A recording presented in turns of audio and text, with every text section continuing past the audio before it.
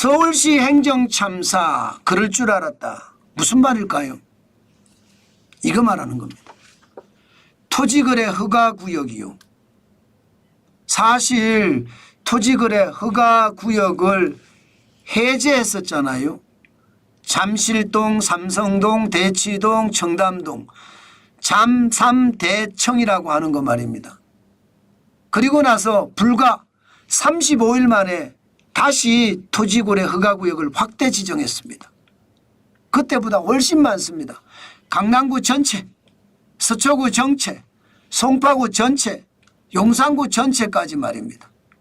야, 참 이것을 보면서 정책 실패가 얼마나 무서운지 제가 여러분들에게 말씀드리고 싶은 겁니다. 이게 장난 아니잖아요. 정책 실패가. 제가 여러분들에게 말씀드렸어요. 오세훈 서울시장이 잠삼대청이라고 하는 잠실, 삼성, 대치, 청담에 대한 토지거래 허가구역을 해제를 할 때 이거 큰 문제가 될 수도 있다. 지금이 해제할 때가 아니다. 시장을 잘못 읽었다. 입학 시즌에 집값이 올라가고 있는 상태에서 토지거래 허가구역을 해제를 하면 이거 불난집에 기름 붓는 격이다. 제가 그렇게 말씀을 드렸습니다. 그런데도 진짜 난리다니. 제가 그때 뭐라고 얘기했나 하면요. 뜬금포라고 했습니다. 뜬금포. 세상에 갑자기 왜 토지거래 허가구역을 해제를 했느냐. 결국은 오세훈 서울시장도 대권에 대한 욕심이 많은 거죠. 대통령이 되고 싶은 거죠. 그래서 지지율을 높이기 위해서 해제했다. 이게 일반적인 분석입니다. 본인은 아니라고 하잖아요. 그런데 결국은 죄송합니다. 이런 표현 쓰겠습니다. 바보 같은 짓을 한 거죠. 지금 보세요. 지금 잠삼대청이라고 하는데 이제는 송파, 강남, 서초, 용산까지 통으로 묶어서 말입니다. 통으로 묶어서 지금 토지거래 허가구역으로 지정을 한 거예요.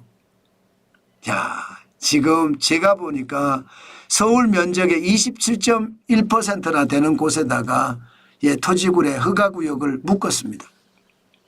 이 정도면 행정참사 맞죠?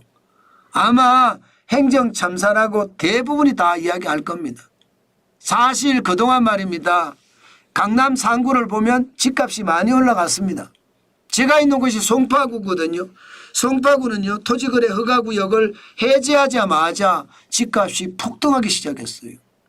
지금 2월 3일만 하더라도 0.13% 오르던 것이 3월 10일에는 0.72%가 올랐습니다. 아이고 이거 장난 아니에요. 진짜. 그런데 더 웃긴 거 제가 말씀드릴까요? 강남구도 올라가고 서초구도 올라가고 용산구도 올라가죠. 그런데 토지거래 허가구역을 확대하면서요. 3월 24일부터 시작을 한대요. 3월 24일부터. 여러분 3월 24일이면 오늘이 20일입니다. 그러면 이번 주말에 무슨 일이 일어날까요? 저는 진짜 아마추어 정책을 쓰고 있다. 바보 같은 정책을 또 쓰고 있어요. 오세훈 시장 이렇게 모를까요? 국토부 장관이 이렇게 멍청한가요? 죄송합니다. 멍청하다는 말까지 나왔네요. 이게 토지거래 허가구역을 정하면 부동산 정책은요. 바로 그때부터입니다. 바로 그때부터. 그래야 됩니다. 그래야지 정책의 효과를 나타낼 수 있는 거지. 3월 24일부터 한다고 했잖아요. 그러면 무슨 일이 벌어지느냐. 아마 송파, 강남, 서초, 용산에는 집을 사자는 사람이 주말에 난리가 날 거고요. 더 놀라운 것은요. 그 난리가 난 분위기가 편성이 됩니다. 그러면서 송파나 강남이나 서초나 용산에서는 안 사겠지만 다른 곳에 삽니다. 다른 곳에. 다시 말해서 풍선 효과가 일어날 수 있다는 거예요. 풍선 효과. 풍선 효과가 일어나면요. 이제 강동이 올라가고 광진이 올라가고 성동이 올라가고 마포가 올라가고 동작이 올라갑니다. 풍선 효과는. 제가 그래서 답답하다는 거예요. 정책을 써도 참 모른다.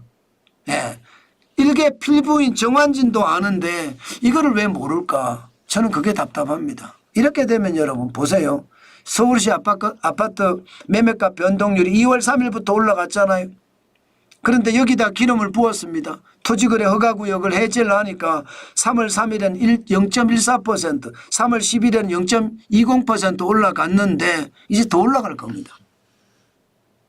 더 이번 주만 더 올라가는 게 아닐 수도 있어요. 이게 한번 올라가기 시작하면 서울 아파트는 뭐 강남, 서초, 송파, 용산만 있는 건 아니거든요. 다른 데서 올라간다니까요. 특히 강동 같은 데서 올라갈 가능성이 있죠. 네, 게다가 말입니다. 가격을 보세요. 거래량을 보세요. 거래량이 굉장히 많이 늘죠. 3월 달에 벌써 1754건입니다. 2월 달에는 5506건까지 됐고요. 아마 2월 달에는 역대 평균치인 6,000건을 넘어설 겁니다.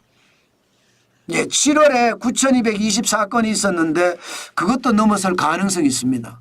왜 가능성이 있느냐? 제가 보니까요. 지금 2월에 서울 아파트 평균 거래 금액이 13억 6,270만 원이거든요. 지난 9월에 12억 6,150만 원을 넘어섰습니다. 예, 넘어선 것뿐만 아니라 놀라운 것은 2025년 1월에 12억 7,044만 원으로 지금 9월에 12억 6,150만 원도 넘어섰습니다. 이러면 여러분 집값이 더 올라간다는 이야기잖아요. 그렇게 보입니다. 게다가 전세값도 지금 6주 연속 상승하고 있는 상황. 그러면 집값은 더 많이 올라갈 수밖에 없습니다. 단지 우리가 기대해 볼 수 있는 것은 집을 팔자는 사람이 굉장히 많습니다. 2025년 3월 19일 현재 서울에서 집을 팔자고 하는 사람들은 92,184건입니다. 네, 일반적으로 서울의 집 거래액이요. 한 4만 건에서 5만 건 사이가 평균입니다. 이 정도만 있어도 집값을 안정적으로 이어갑니다. 8만 5천 건이 넘어선다. 이거는 이게 매물 과잉이라고 하거든요. 근데 9만 건이에요. 9만 2천 건이에요. 그렇기 때문에 매물이 많이 쏟아지는 게 다행이다 이런 생각은 들지만 아마 말입니다. 또 한 번의 서울시의 실수 또 국토교통부의 정책 실패 또 나올 겁니다. 이게 3월 24일부터 한다고 했잖아요. 그게 결국은 분위기를 그렇게 만들어 간다는 뜻이에요.